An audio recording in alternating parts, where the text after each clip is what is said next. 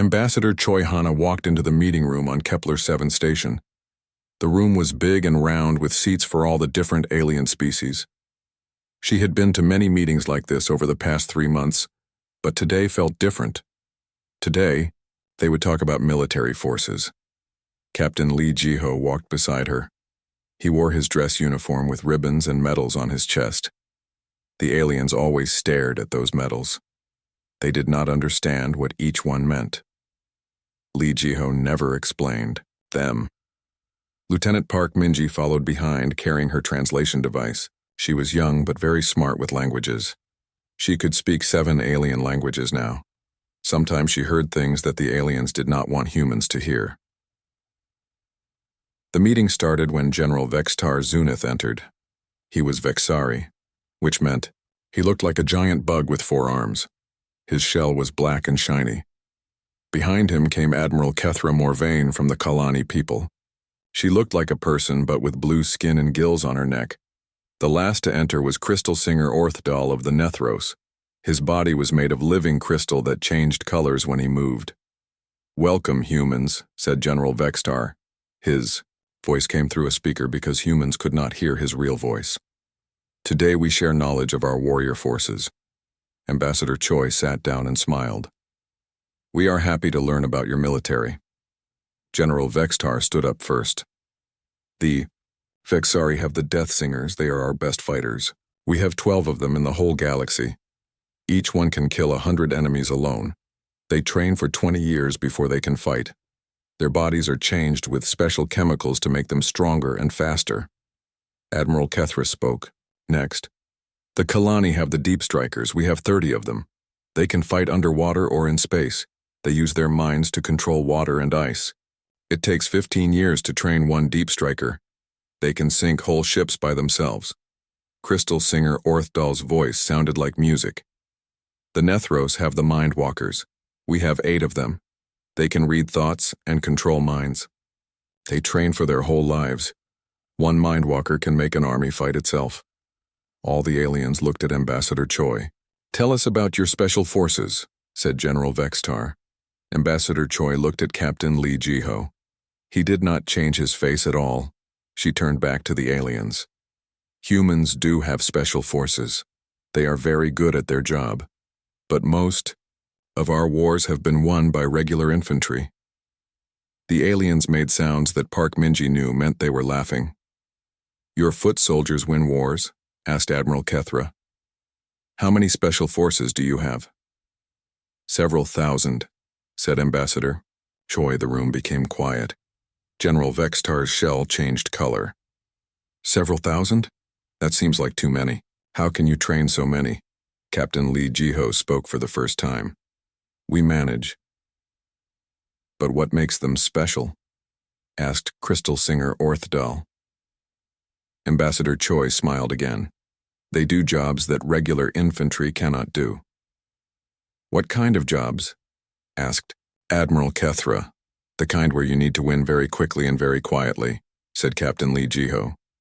The aliens looked at each other. Park Min-ji could hear them talking in their own languages through her device. They were confused. The Vexari general was saying that humans must be lying. The Kalani admiral thought humans were just not very good at war. The Nethros Crystal Singer was quiet. After the meeting, Park Min-ji walked with Ambassador Choi and Captain Lee Ji-ho back to their rooms. "They do not believe us," she said. "Good," said Captain Lee Ji-ho. "Why is that good?" asked Park Min-ji. Ambassador Choi answered, "Because they are not ready for the truth yet." That night, Park Min-ji sat at her computer. She had been watching the alien communication networks. The aliens were talking about humans more and more. They were trying to learn about human history, but they were only finding small pieces of information. She read some of the messages. The Vexari had found information about World War II. They were confused about how many people fought in it. The Kalani had learned about the Vietnam War. They could not understand how human soldiers fought in jungles for years. The Nethros were studying something called the Battle of Stalingrad. They were having trouble believing the numbers of dead. Park Min-ji sent a message to Earth. She told them that the aliens were getting curious about human military history. She also told them that the aliens thought human infantry was weak. The message she got back was short. It came from General Bae Suman herself. It said, "Let them think what they want for now." The next morning, Ambassador Choi got bad news. Pirates had attacked 3 human cargo ships near the edge of Coalition space. The ships were carrying medicine and food to new human colonies. 2 ships escaped, but 1 was captured with 30 crew members. General Vextar called another meeting. "This is terrible news," he said, "but do not worry. We will send our best forces to help. I can give you 5 Death Singers. Admiral Kethra can send 10 Deep Strikers. Crystal Singer Orthdal can send 2 Mind Walkers." "That is very kind," said Ambassador Choi, "but we can handle this ourselves." "With what?" asked Admiral Kethra. "You said your special forces are busy with other jobs." Captain Lee Ji-ho looked at his message pad. "Earth is sending the 3rd Infantry Division. Standard deployment." "Just infantry?" asked General Vextar. "Against pirates who beat our forces last month?" "Just infantry," said Captain Lee Ji-ho. The aliens talked among themselves again. Park Min-ji heard them say that humans were too proud. They thought the human infantry would fail and then ask for help. "How many soldiers in this division?" asked Crystal Singer Orthdal. "About 15,000, said Captain Lee Ji-ho. The room became very quiet again. Admiral Kethra spoke slowly. 15,000 soldiers? For 1 ship of pirates? "Standard deployment," Captain Lee Ji-ho said again. General Vexitar's shell turned a dark red color. "That seems like a lot." Ambassador Choi stood up. "The 3rd Infantry Division will arrive in 5 days. They will take care of the pirates and rescue our people." After the meeting, Park Min-ji heard more alien chatter. They were very confused now. Some thought humans were going to start a war. Others thought humans did not understand how to fight pirates. A few were starting to wonder if humans were more dangerous than they looked. That night, Captain Lee Ji-ho sat alone in his room. He looked at pictures of his old unit. They were all infantry soldiers like him. They had fought in places that the aliens had never heard of. They had won battles that the aliens would not believe. He thought about the aliens and their special forces, 12 Death Singers for the whole Vexari Empire, 30 Deep Strikers for all the Kalani worlds, 8 Mind Walkers for the entire Nethros civilization. Captain Lee Ji-ho smiled for the first time since arriving at the station. The aliens were about to learn something new about humans. They were about to learn why humans had special forces in the first place. Dr. Yoon Seokjin stood in front of 200 alien military officers. The War College on Kepler 7 was the most important military school in the galaxy. Every species sent their best minds here to learn about warfare. Today, they wanted to learn about human warfare. The big room was shaped like a bowl with seats going up in circles. Dr. Yoon stood at the bottom with a big screen behind him. He could see Vexari generals with their shiny black shells, Kalani admirals with their blue skin, and Nethros commanders made of living crystal. There were also species he had never seen before. "Welcome," said the Vexari who ran the school. "Today, we learn about human military history. Dr. Yoon will teach us about your people's wars." Dr. Yoon pressed a button and pictures appeared on the screen. "Humans have been fighting wars for a very long time," he began. "But we have always tried to learn from each war to fight better in the next one." He showed them pictures of ancient battles with swords and shields. The aliens nodded. This looked normal to them. Then he showed them pictures of wars with guns and cannons. The aliens still looked comfortable. "Your early wars look much like ours," said a Kalani admiral. "Small armies of professional soldiers." Dr. Yoon nodded. "Yes, but then something changed." He pressed another button. The screen showed a picture of millions of soldiers in trenches. This was called World War I. 16 million people died. The aliens became quiet. That was more people than most of their species had ever lost in all their wars combined. "How many soldiers fought in this war?" asked a Vexari general. Dr. Yoon looked at his notes. About 70 million people were in the military during this war. Several aliens made shocked sounds. Anethros commander's crystal body turned dark red. 70 million? From how many worlds? Just one world, said Dr. Yoon. Just Earth. The room became very quiet. Dr. Yoon continued. But humans learned from this war. 20 years later, we fought an even bigger war. The screen showed pictures of tanks, planes, and ships. World War II involved 100 million military people. 50 million people died. A Kalani admiral stood up. This cannot be true. One planet cannot have so many soldiers. Dr. Yoon showed them more pictures. Factories making weapons, women working in those factories, children collecting metal for the war. Every human helped with the war. We called it total war. The aliens talked among themselves in their own languages. Dr. Yoon could not understand them, but he could see they were upset. A Vexari general asked, "What happened to your special forces during these wars?" Dr. Yoon smiled. "We created them during these wars. Before World War II, humans did not have special forces like you understand them. We made them because regular infantry was not enough for some jobs." "What kind of jobs?" asked a Nethros commander. "Jobs where small groups had to do impossible things," said Dr. Yoon, "like capturing enemy leaders or destroying important targets behind enemy lines." He showed them pictures of human special forces from World War II. Soldiers jumping out of planes at night, men swimming to enemy beaches, small groups fighting much larger armies. "These look like normal soldiers," said a Kalani admiral. "They were," said Dr. Yoon. "We took regular infantry soldiers and gave them extra training for special jobs."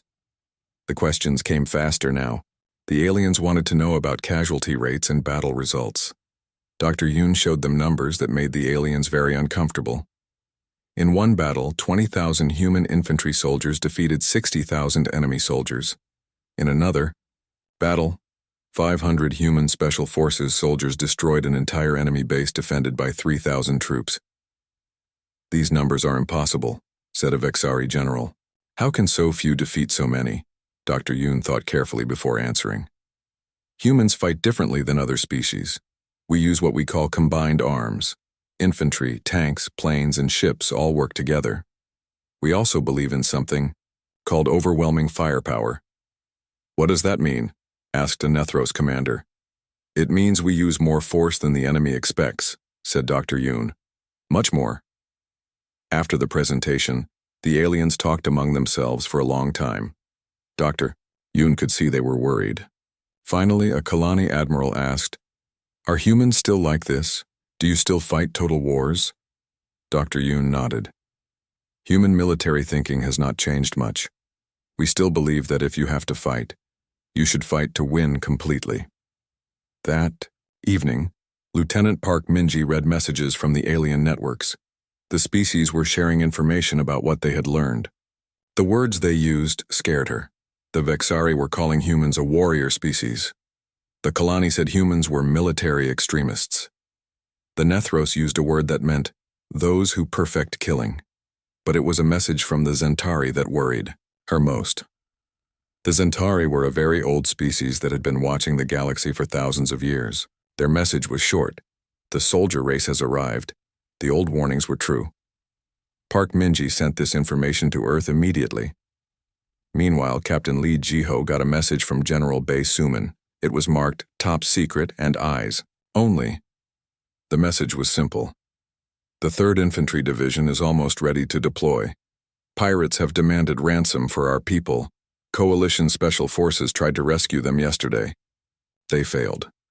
17 alien Special Forces soldiers are dead. The pirates are now angry and dangerous. Handle this quietly." Captain Lee Jiho deleted the message and went to find Ambassador Choi. He found her in her office looking at reports from Earth. "The situation has changed," he said. "The aliens tried to rescue our people and failed. Now the pirates are ready to kill the hostages." Ambassador Choi looked tired. "What does General Bae want us to do?" "The same thing we always do," said Captain Lee Jiho. "Win." The aliens will be watching, said Ambassador Choi. They will see how our infantry fights. Captain Lee Ji-ho nodded. Maybe it is time they learned the truth. The next morning, Major Han Ji-soo arrived at the station. She commanded the advance team for the 3rd Infantry Division. She was a small woman with serious eyes and scars on her hands from old battles. 2. Alien military leaders met with her to discuss the operation. General Vextar was there with Admiral Kethra and Crystal Singer Orthdal. They looked worried. The pirates are very dangerous now, said General Vextar. They killed our Special Forces soldiers. They have threatened to kill the human hostages. If anyone tries to rescue them again. Major Han looked at the tactical information on her data pad. How many pirates? About 200, said Admiral Kethra. They have taken control of a small space station. It has heavy shields and weapons. What kind of weapons? Asked Major Han. Crystal Singer Orthdal made musical sounds that meant he was nervous. Military-grade plasma cannons, missile systems, energy barriers around the docking bays. Major Han nodded. Standard pirate setup. When do we begin? The aliens looked at each other. General Vextar spoke slowly. You want to attack immediately? Do you not need time to plan, to study the defenses, to prepare special equipment? Major Han smiled for the first time. We studied the defenses on the way here. We have been planning for 3 days. Our equipment is already prepared. But this is a fortress, said Admiral Kethra. Our best special forces could not take it. That is why Earth sent infantry, said Major Han. The pirate station hung in space like a metal spider. It was old and ugly, covered with weapons and armor plating. The pirates had been using it to attack ships for months. Coalition special forces had tried to take it 3 times. Each time, they had failed. Major Han Ji-soo stood on the bridge of the human transport ship. Through the window she could see the station. It looked strong and dangerous. Behind her, 200 human infantry soldiers were getting ready for battle. Few alien observers watched everything. General Vextar had brought recording equipment. Admiral Kethra was taking notes. Crystal Singer Orthdal was using his mental powers to sense what the humans were feeling. Your soldiers seem very calm, said General Vextar. Are they not afraid? Sergeant Oh Dong-yun was checking his rifle nearby. He was a big man with gray hair and old scars on his face. He had been a soldier for 20 years. Afraid of what? He asked. The pirates have killed many good warriors, said Admiral Kethra. The station has strong defenses. Sergeant O looked at the station through the window. Looks like a standard hardened position. Nothing special. The aliens looked at each other. Nothing special? Their best special forces had called it impossible to attack.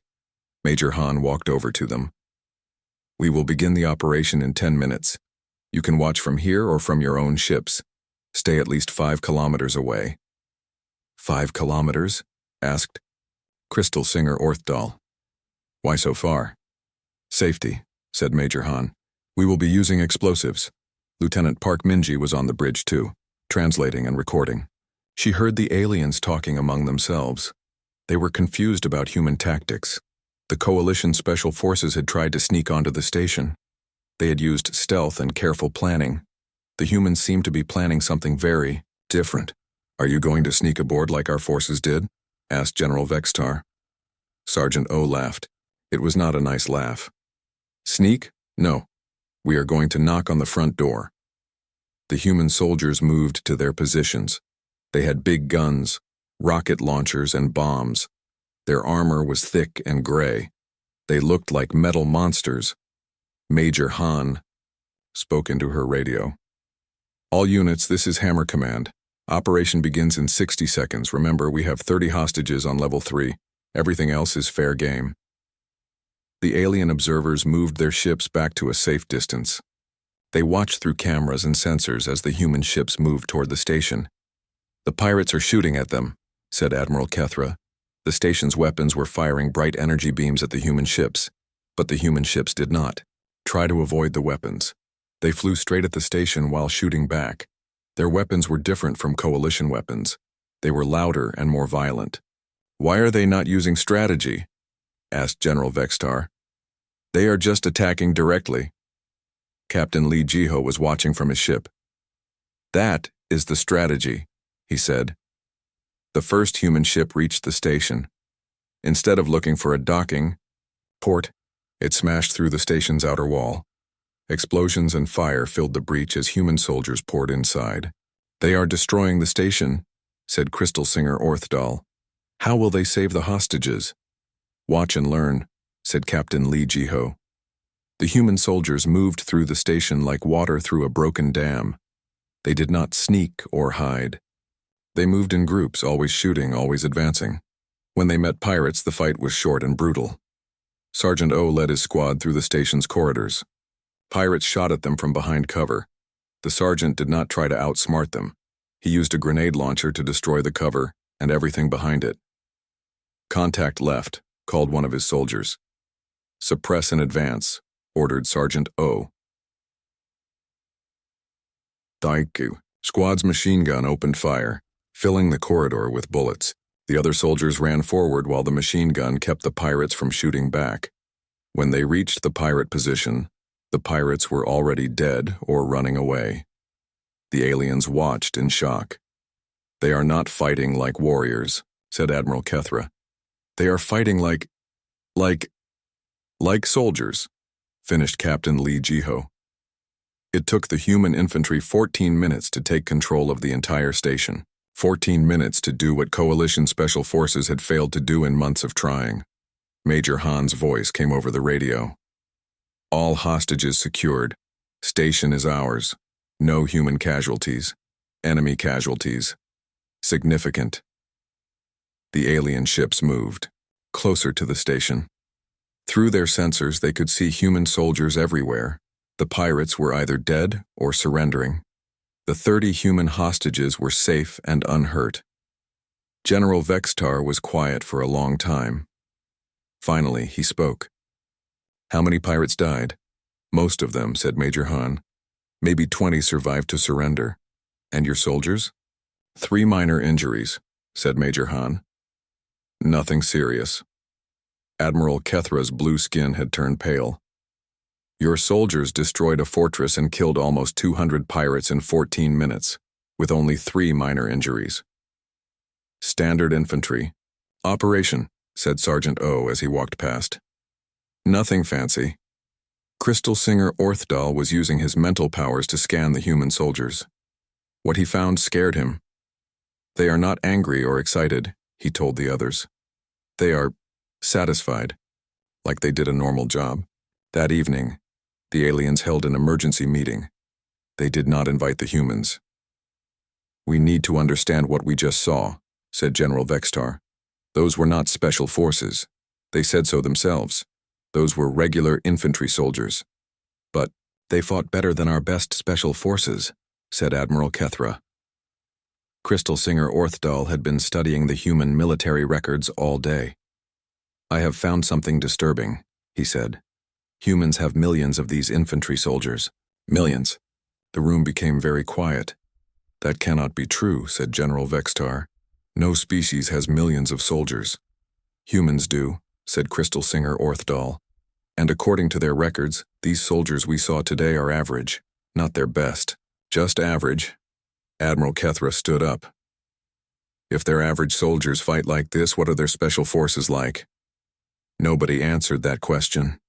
Later that night, Lieutenant Park Minji intercepted an urgent message in the Coalition Command network. It was marked with the highest security codes. The message was simple but terrifying. Human infantry capabilities exceed all previous estimates. Recommend immediate review of human military threat level. Previous assessments were wrong.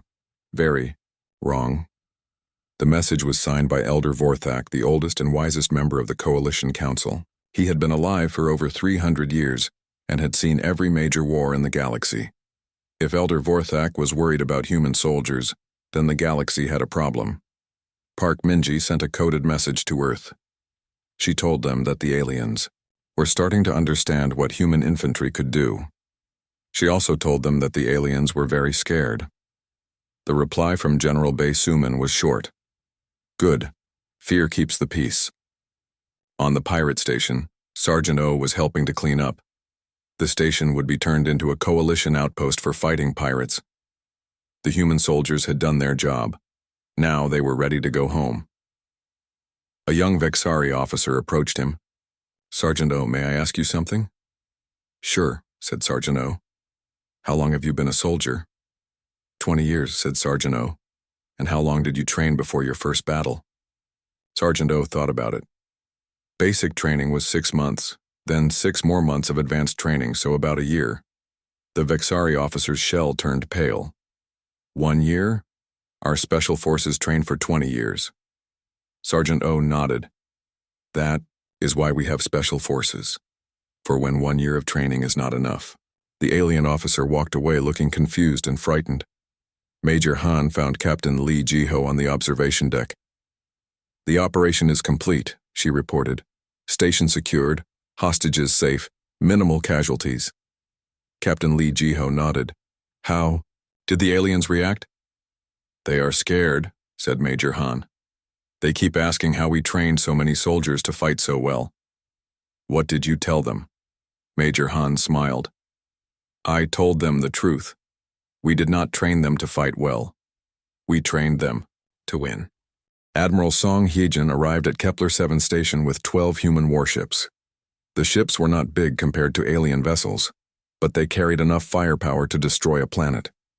The coalition leaders watched nervously as the human fleet took position near the station. "Why did Earth send so many ships?" asked General Vextar. He was talking to Ambassador Choi in the main conference room. "The pirate problem is solved." Ambassador Choi smiled her diplomatic smile.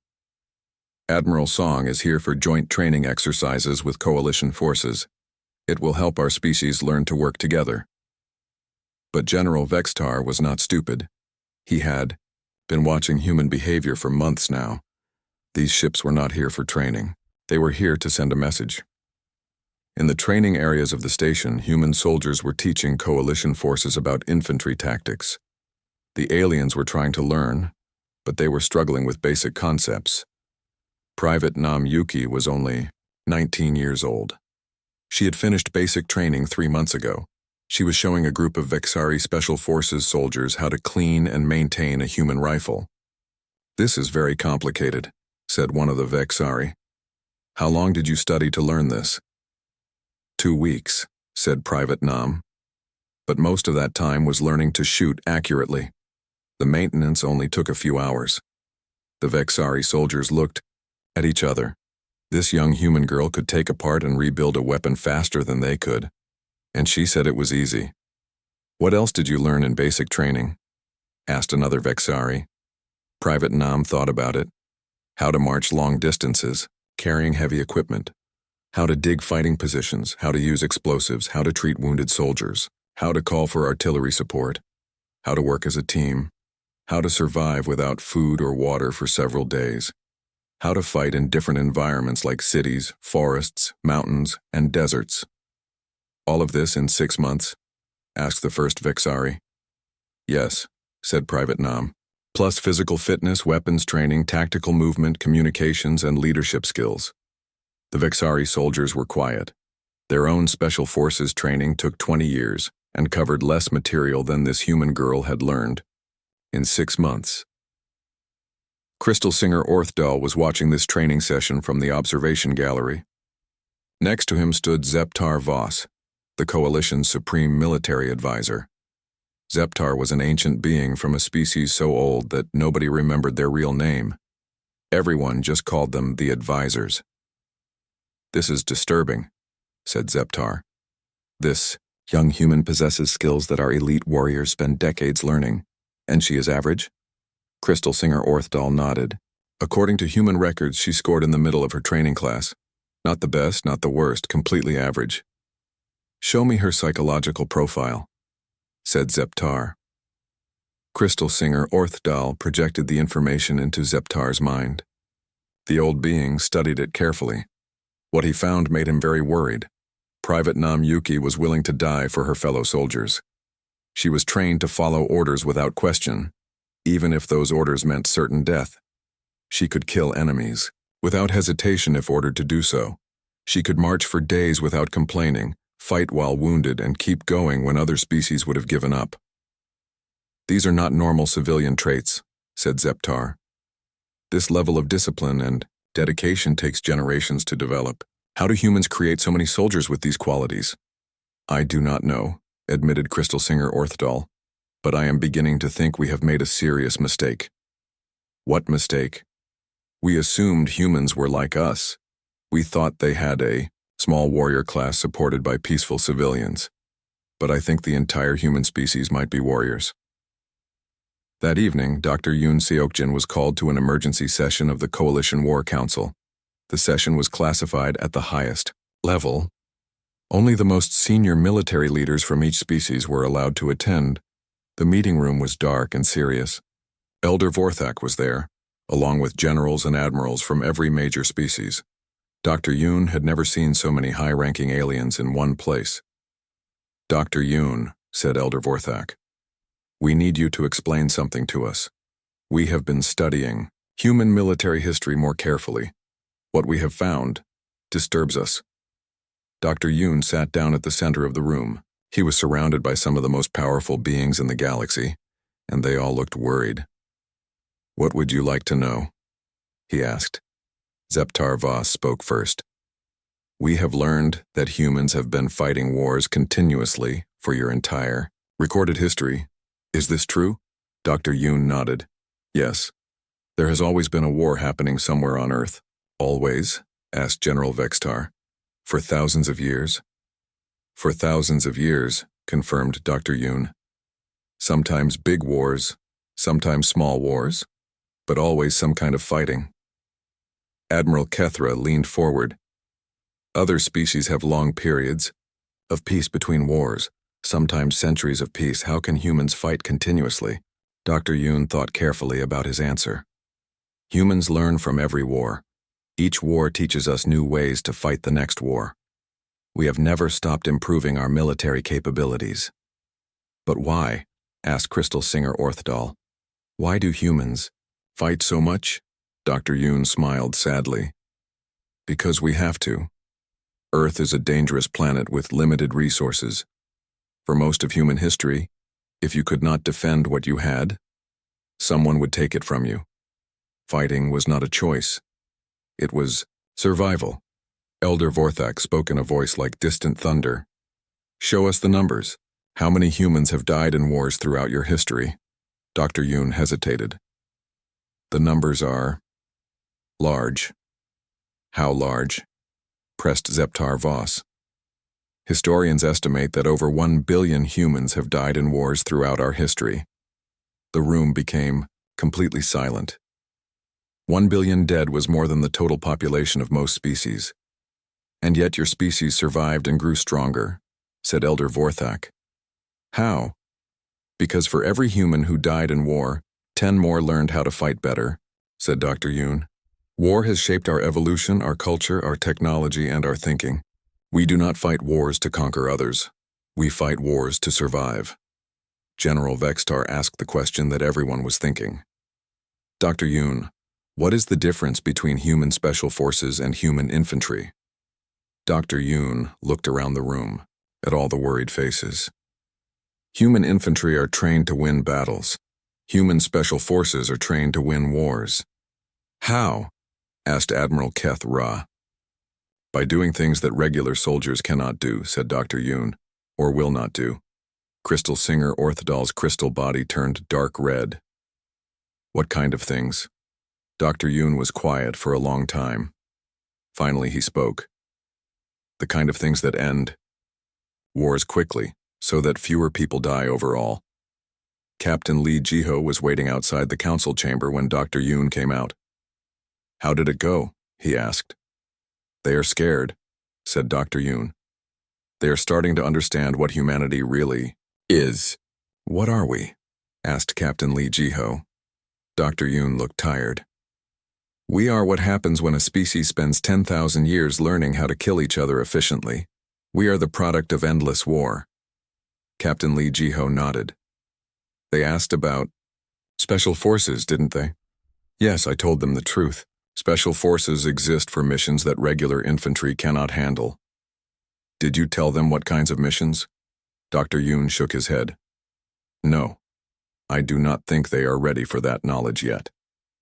Later that night, Lieutenant Park Min-ji was monitoring coalition communications when she found something that made her blood run cold. It was a message from Elder Vorthak to the coalition high command. The message was short and marked with the highest security classification. Human military capabilities far exceed initial assessments.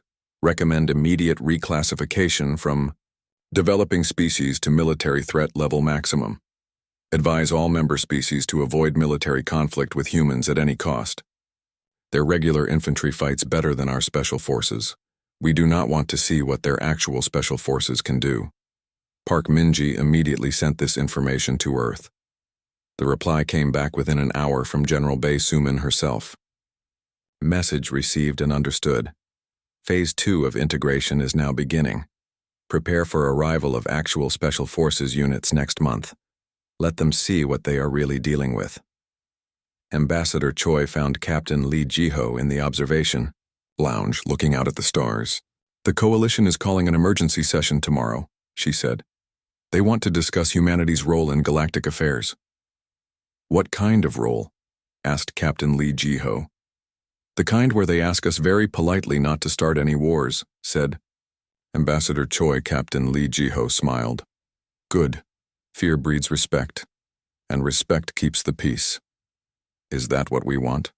For them to be afraid of us? Captain Lee Ji-ho thought about all the human soldiers who had died in wars throughout history. Better they fear us than test us, he said. The galaxy is not ready for what humans can do when we really fight. President Kwon Min-soo stood before the full Galactic Coalition Assembly. Every species in the galaxy was represented in the Great Chamber on Kepler 7 station. The room could hold 10,000 beings, and today it was completely full. The President of Earth had never spoken to the galaxy before. Usually ambassadors handled these meetings, but today was different. Today the galaxy needed to hear from humanity's leader. Representatives of the galaxy, President Kwon began, I come before you today to speak about fear and understanding. The chamber was completely quiet. Everyone knew why she was here. Word had spread throughout coalition space about human military capabilities. Some species were calling for restrictions on human military expansion. Others wanted to form alliances with humanity for protection. A few were talking about leaving coalition space entirely. You have learned things about humanity that worry you, continued President Kwon. You have seen our soldiers fight. You have studied our military history. You have discovered that we are different from other species in the galaxy. Elder Vorthak leaned forward in his seat. The ancient being had been alive longer than any other creature in the chamber. Tell us, President Kwon, are humans a threat to galactic peace? President Kwon looked directly at him. We are a threat to anyone who threatens peace. We are a threat to anyone who attacks the innocent. We are a threat to anyone who starts wars. But we are not a threat to those who live in peace. Your military is vast, said General Vextar. Your soldiers are more capable than our special forces. How can we not see this as threatening? Because you do not understand why we became this way, said President Kwon. Humans did not choose to be warriors. We became warriors because we had to. Our planet made us fight for survival. Our history made us learn from every battle. Our enemies made us become better at war than we ever wanted to be. She pressed a button and images appeared on the great screen behind her. Pictures of Earth showing beautiful cities, green forests, and blue oceans, but also pictures of battlefields, destroyed buildings, and war memorials. This is what war looks like on Earth, she said. We do not hide from it or forget it. We remember every battle, every soldier who died, every mistake we made. We remember so that we can prevent future wars. A Kalani admiral stood up. But if humans are so powerful, how can there be balance in the galaxy? How can smaller species feel safe? President Kwon smiled. Because humans fight for others, not just for ourselves. We believe that strong people should protect weak people. We believe that those who can fight should fight for those who cannot. Crystal Singer Orthdal's crystal body flashed with many colors. What about your special forces? We have seen your infantry. What are your special forces capable of? That, said a new voice, is something you really do not want to know. Everyone turned to see who had spoken. A human in different clothing had entered the chamber. He wore no uniform, no rank insignia, no medals. He was a small man with quiet eyes and scars on his hands. This is Commander Lim Sunho, said President Kwon. He leads one of our special forces units. The chamber became very quiet. This was the first time most aliens had seen a human special forces soldier. Commander Lim walked to the center of the chamber. You asked what special forces do that regular infantry cannot do, he said.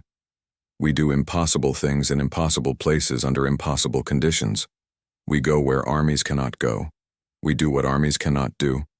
Can you give us an example? Asked Elder Vorthak. Commander Lim was quiet for a moment. 6 months ago, terrorists took over a space station with 5,000 civilian hostages. The station was in the middle of an asteroid field. It had military-grade shields and weapons. The terrorists said they would kill all the hostages if anyone tried to rescue them. What happened? Asked Admiral Kethra. 12 of my soldiers went in, said Commander Lim. They went in through the station's waste disposal system. They disabled the shields from inside. They took control of the station's weapon systems. They captured or killed all 47 terrorists. They saved all 5,000 hostages. They did this in 18 minutes without the terrorists knowing they were there until it was over. The aliens looked at each other with shock. 18 minutes to take a defended space station and save 5,000 people? How many special forces soldiers does Earth have? Asked Zeptar Voss. Enough, said Commander Lim. That is not an answer, said General Vextar. Commander Lim looked at him with steady eyes. Yes, it is. President Kwon stepped forward again. The galaxy wants to know if humans can be trusted with this power. Let me tell you something about human culture. We have a saying, with great power comes great responsibility. What does that mean? Asked Crystal Singer Orthdal. It means that those who are strong must help those who are weak, said President Kwon. It means that those who can fight must protect those who cannot. It means that having power over others is not a privilege. It is a burden. Elder Vorthak spoke in his ancient voice. President Kwon, there are legends among my people. Old stories about a warrior race that would come from the edge of the galaxy. These stories say that this race would be different from all others. They would make war into an art. They would turn their children into soldiers. They would build weapons from farming tools and find new ways to kill with whatever they could find. The chamber was completely silent. The stories say that when this race appeared, the galaxy would change forever. Either there would be peace because everyone was too afraid to fight, or there would be the greatest war in galactic history. President Kwon nodded slowly. Which do you think it will be, Elder Vorthak? The ancient being was quiet for a long time. I think, he finally said, that depends on us. If we choose to live in peace, humans will help us keep that peace. If we choose war. He did not finish the sentence. If you choose war, said Commander Lim, you will lose. After the assembly, the coalition leaders met in private session. They spent 3 days discussing what they had learned about humanity. In the end, they made several decisions. First, no coalition member would attack human territory or human ships. The penalty for doing so would be immediate expulsion from the coalition.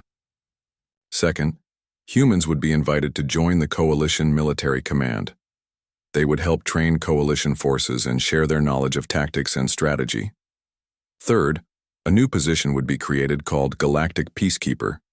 This position would go to whoever the coalition thought was best qualified to prevent wars and protect civilians. Everyone knew this position would go to Earth. Fourth, humans would be asked to help fight pirates, terrorists, and other threats to galactic peace. But humans would decide how much help to provide and when to provide it. The last decision was the most important. If any species in the galaxy was attacked by enemies, they could ask Earth for military assistance. Earth would send help if the request was legitimate, but Earth would decide what kind of help to send and how much? Ambassador Choi met with President Kwan after the decisions were announced. It worked, she said. They are not trying to restrict us or control us. They are asking us to help protect them. President Kwan nodded. Fear can lead to respect. Respect can lead to trust. Trust can lead to peace. What if someone tests us? Asked Ambassador Choi.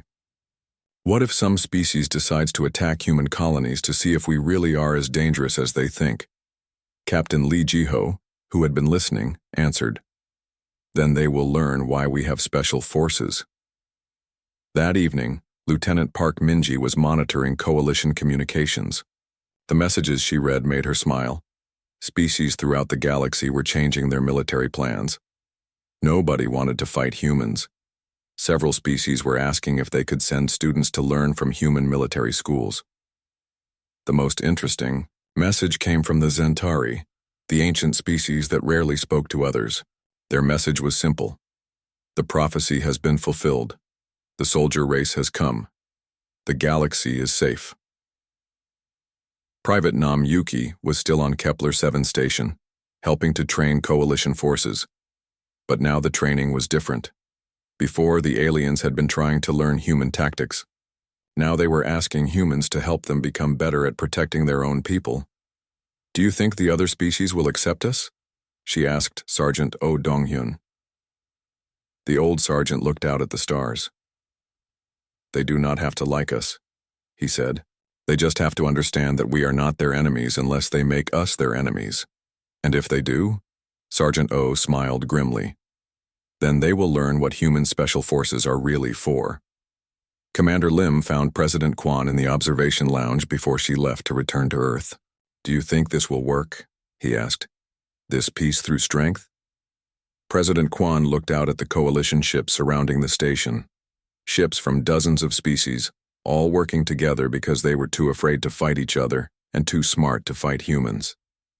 It will work as long as we remember why we became strong, she said. Not to conquer others, but to protect those who cannot protect themselves. Not to start wars, but to end them quickly when they start. And if we forget? President Kwan turned to look at him. Then we become the very thing we learned to fight against. Then we become the enemy. Commander Lim nodded. That is why we have soldiers like you and me. To remember what we fight for.